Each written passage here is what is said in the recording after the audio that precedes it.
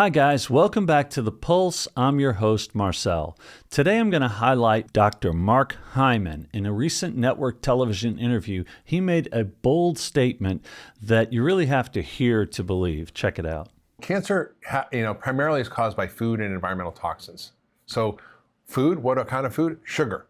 We know clearly that pancreatic cancer, colon cancer, breast cancer, prostate cancer, many of the common cancers, pancreatic cancer, are caused by something called insulin resistance, which is pre-diabetes or poor metabolic health. So basically he's saying here point blank, sugar causes cancer. This is pretty bold. This is pretty revolutionary. It's something we've been hearing and seeing on YouTube and in various interviews, but never quite so front and center to my experience and knowledge. And really he's going after sugar, and he's going after insulin resistance. He's going after poor metabolic health. Listen to what he says about 93% of Americans. 93.2% of Americans are in poor metabolic health, meaning they have some form of pre-diabetes or insulin resistance. They have high blood sugar, high blood pressure, high cholesterol, they're overweight, or they've had a heart attack or stroke. And that poor metabolic health is driving all these conditions, whether it's cancer, heart disease, diabetes, dementia, depression, infertility, so many different things, even acne. Our food system is the biggest killer on the planet. Our food system is the biggest killer on the planet. More than COVID, more than any other disease. Our food system, our food supply, this is the biggest killer on the planet. And we're talking about health issues. I've said before that I think we could save $1 trillion just by practicing wellness if we did enough of it. He goes further than just to say how dangerous it is. A lot of this has been documented before.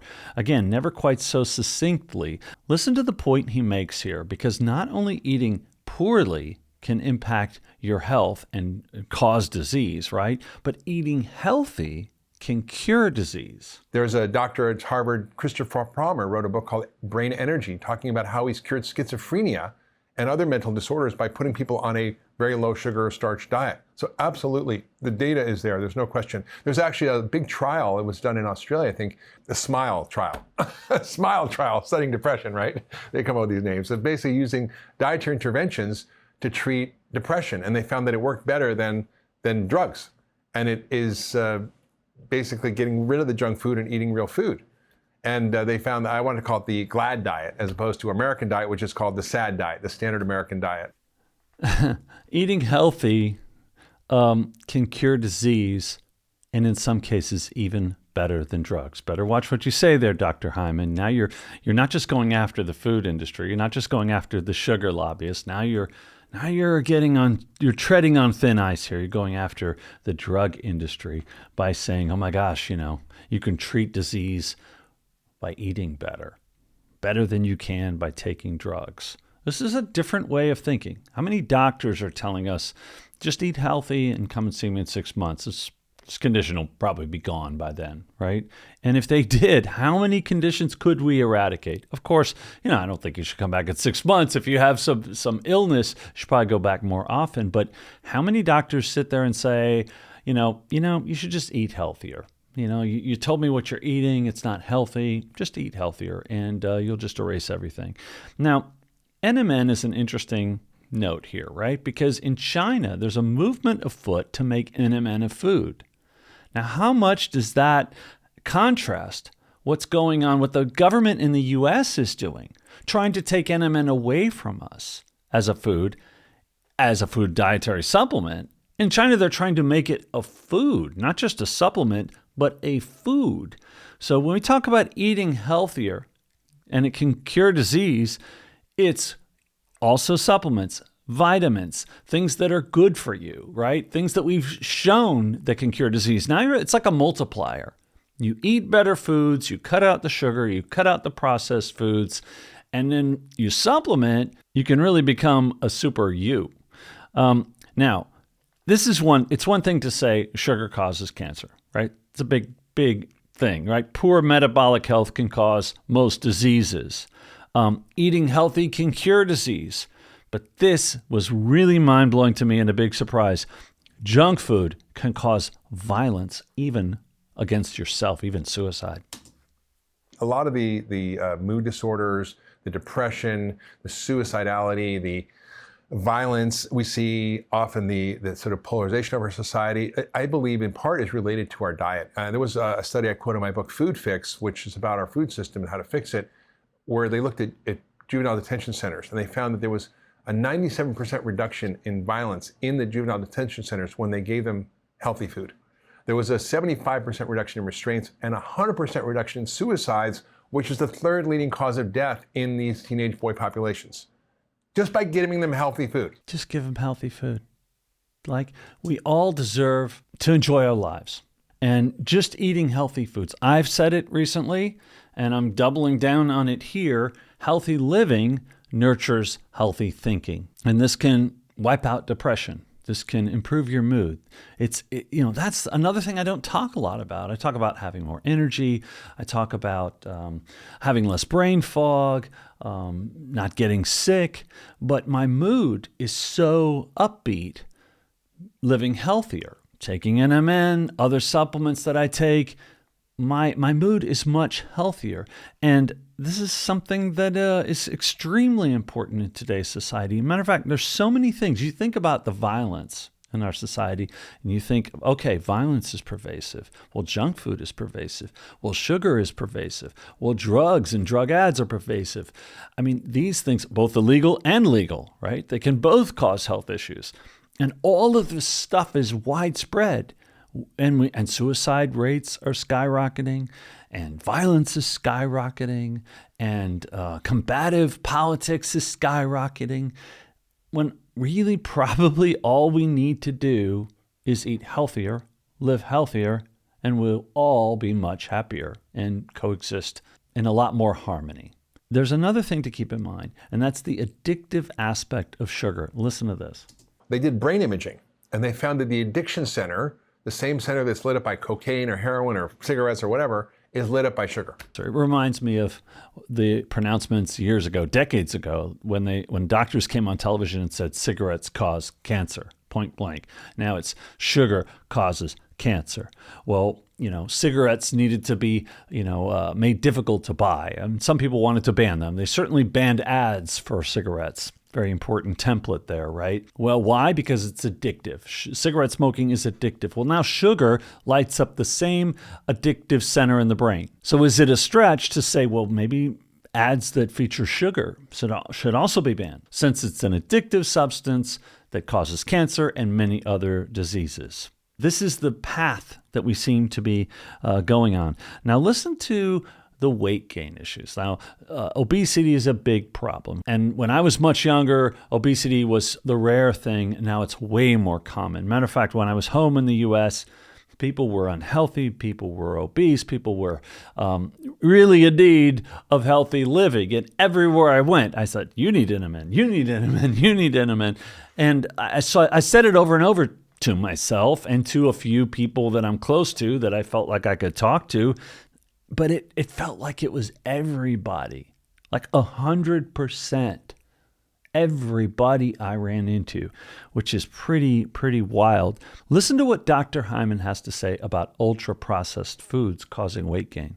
One study looked at ultra-processed food consumption versus regular real food. And when people were allowed to eat whatever they wanted in a controlled environment, the people who were given ultra-processed food ate 500 calories more a day. Over a year, that's 52 pounds of weight gain with those excess calories, just from eating ultra-processed food. So you have to think of it as a drug. I think of sugar as a recreational drug. Do I eat sugar? Absolutely. But do I take it as a regular part of my diet? No. And I think if you understand that it's a dangerous substance and there's no real safe level, then you can actually start to organize your life so you can change the way you're eating, create your health, and then you're not going to crave it. You're not going to want it. You're not going to be hungry for it all the time. I'm going on vacation tomorrow. And when I saw him say there's no safe level, we're going to Florida. It's going to be a first trip home to the U.S. in many years, 7 years for our kids. And, we're going to eat some treats. We're going to have some bad foods, right? I will have less of it after hearing what he said about there's no safe level. It really puts it into perspective, because you think, oh, I'm going on vacation. I can let my hair down a bit. I can relax a bit. But is that really, what a vacation should be? Shouldn't a vacation rejuvenate you? Shouldn't a vacation make you feel better when you come home and not have a food hangover, etc.? Shouldn't a vacation be something positive also when it comes to foods? There's a very good chance I'll have some junk food for sure, and I'll have some foods I shouldn't have, some sweets I shouldn't have, but probably less of it now. There are many urban centers in the U.S. where you can't even find healthy foods. There's almost no options. At least I'm living in Germany where there are plenty of healthy food options. There's a lot of bad food here. There's a lot of sugars, a lot of pastries, a lot of stuff I don't mess with anymore. But there are many, many, many farm-to-fork types of options here, and I pursue those. And in many parts of the country in the U.S., that's grown, and you can get organic foods, and you can get fresh foods, and you can eat healthy. But in a lot of urban centers and a lot of vacation areas, there just aren't as many options. And so this is a real shame for the people that have to be bombarded by this day in and day out. Listen to how hard it is to break the habit for people, especially in the U.S., I would say anywhere in the Western world these days. But listen to how hard it is. Quite fascinating. People need to understand that they have a problem that's not their fault. And I think a lot of the narrative out there from the food industry, the government, professional associations, Academy of Nutrition Dietetics, American Heart Association, Diabetes Association, is that basically all you have to do to lose weight is eat less and exercise more. And the implicit message in that is that it's your fault you're fat. If you don't eat less and exercise more, it means you're a lazy glutton. And the science just does not support that fact. So our biology is being hijacked. Our hormones have been hijacked. Our brain chemistry has been hijacked by the food industry in such a way to drive our behavior.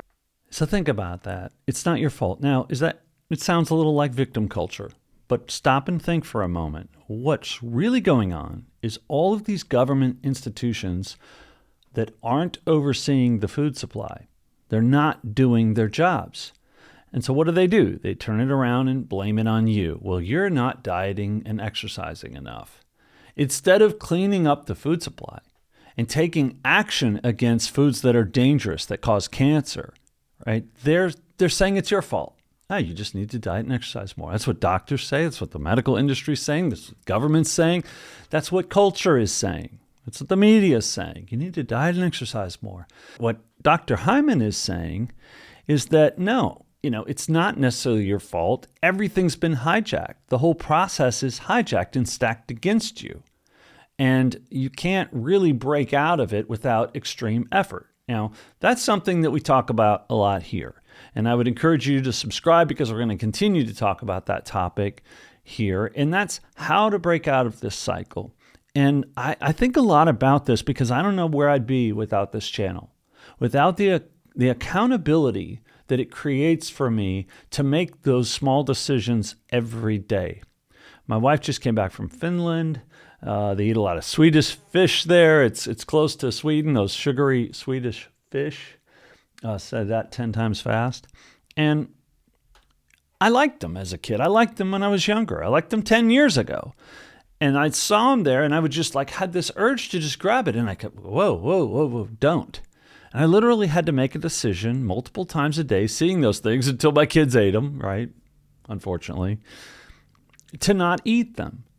So we are the accumulation of these decisions. It's every day, it's every hour, it's every minute sometimes. Don't think because I've lost 50 pounds and I've got myself ultra fit and I'm eating really healthy, don't think it's easy. Don't think I don't get tempted all the time. I'm bombarded with the same things you're bombarded. I walked by the bakeries. They put the bakery right on the way in here. So you go into the grocery store, you see all the baked goods, then you're thinking about it, right? It's very psychologically laid out. You go shop, and on the way out, you stop at the bakery. It's very difficult to avoid bad foods here, sweet foods. Some baked goods are okay, but the sweet stuff, the stuff they throw out in front of your face, it's dangerous. It's dangerous. There's no way around it. I even quit dark chocolate, which is said to be healthy, because I wasn't feeling good after I ate it. And I've really quit almost everything, but it's not easy. It's never easy. We're all bombarded with this. Not everyone has a YouTube channel that they have to stand and sit in front of the camera and look at their audience a couple times a week and face the music, right? Not everybody has that accountability, so you have to create an accountability, whether it's a notebook or whatever it is, a friend, somebody that you're doing this with, or even commenting in the videos more often and just saying, I made it through so many days and I've quit it, and just saying it can empower you to keep going. You need encouragement. You need someone to pat you on the back. We can't always do that ourselves. So somebody will do it. And I'll tell you, usually, I don't catch every comment. I try, especially when videos are new. But usually I go up there, and if someone says I'm doing really well, I will respond. I will pat you on the back, right? I will do what I can to support you, just like I do when I make these videos. I'm trying to support you in your efforts. And do I believe in supplements and things like NMN and things that do not age cells? Yes, I do. At the same time, if I had a choice, I'd rather see, if it was take supplements and keep eating garbage, I'd rather have you see, just stop eating garbage, right? Just eat healthier, live healthier, exercise more, and listen to people like Mark Hyman and other experts that are growing. It's becoming a popular thing now to talk straight with people, to push back on the food industry, the sugar industry, the drug industry, the government. It's becoming more and more in vogue to do that, and socially acceptable to do that, and media acceptable to do that. So seek out these guys who are giving you positive information and draw from that, and you can keep going. This isn't, I know most of you, or many of you, are living healthier. You're watching this channel, you subscribed, you made a commitment, but I also know it's not always easy. And reducing or quitting alcohol is just as important as sugar and processed foods, by the way. And all of these things can help you, and I want to see you succeed because, again, healthy living nurtures healthy thinking. Thanks for watching. I'll see you real soon.